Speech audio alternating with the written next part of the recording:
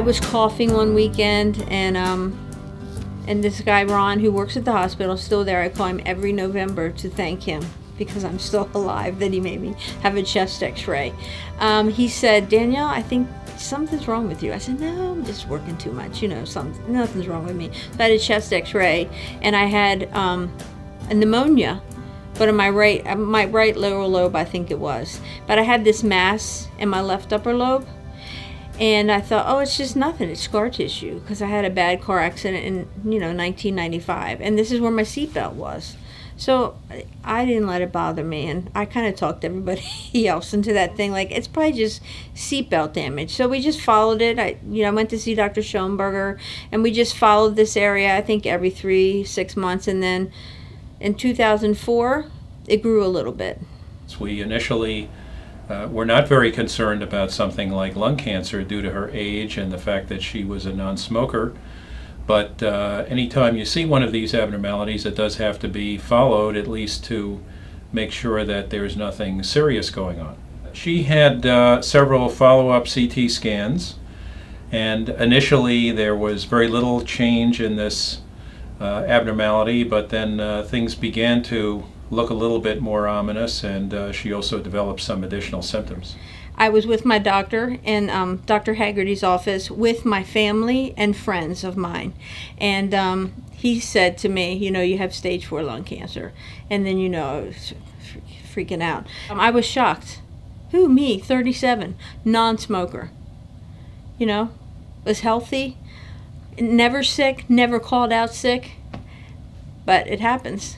When we sit down with something like this, it's changed a life. I mean, you've gone from a young woman, a radiology technician and doing her job and everything, and she continues to, but it's a tremendous, journey that these people have to go through.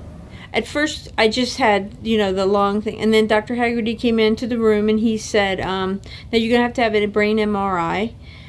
We have to see if there's any cancer anywhere else. So then I had it, and I had a tumor in my brain. When we look at patients with any kind of cancer, we look at what tools we have to treat them. And generally there's a surgical tool, which is a local tool, where the scalpel goes is where it cuts, a radiation tool, which is a local tool, and then there's a systemic tool, which is the tool that in my world we deal with, the oral or IV chemotherapy. In 1 month, I had 2 major surgeries. I had my left upper lobe removed, and then a craniotomy because I had a mass on the right side of my brain. And then in 2006, I was told I had cancer in my spine, and I had that radiated. When I had chemotherapy, my friend Doris would drive me. She lived in Newmarket. She would come to Hagerstown. She'd pick me up, drive me to Dr. Haggerty's for my chemotherapy, and she'd stay with me the whole time. I had it like once a week for 5 weeks, but then we had to stop at one time because I was just too sick. And my experience at that office, at that oncology office, is wonderful. Those nurses couldn't be any better. I couldn't have received any better care at Shady Grove Adventist Hospital. When everyone leaves my office, I like to look them in the eye and send them out with the message. And in her case, it's stage 4 disease, but she's NED, no evidence of disease. And that's an oncologic term that has meaning to the patient.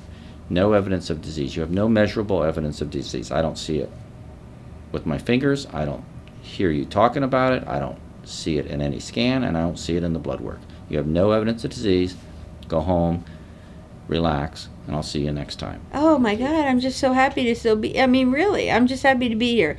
Now, the only thing that I don't think is positive that came out of here, this is because of brain radiation, is that I lost my hair.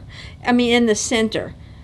It doesn't grow here. It's like a reverse mohawk. So it doesn't grow from here. I didn't shave today. It doesn't go from here all the way till around here. You know what I mean? But this stuff grows right here. So I choose not to wear a wig. I bought a wig. I had my hairstylist style it, and I went home, and my nieces were young then, 6 and 4, 4 and 2. And I went home and I had it on and they were at the house. And I walked in and they looked at me and they said, "Aunt Danielle, we don't like that." And so that's it. Never wore it again. It's sitting on the sponge head still. Never to be worn again.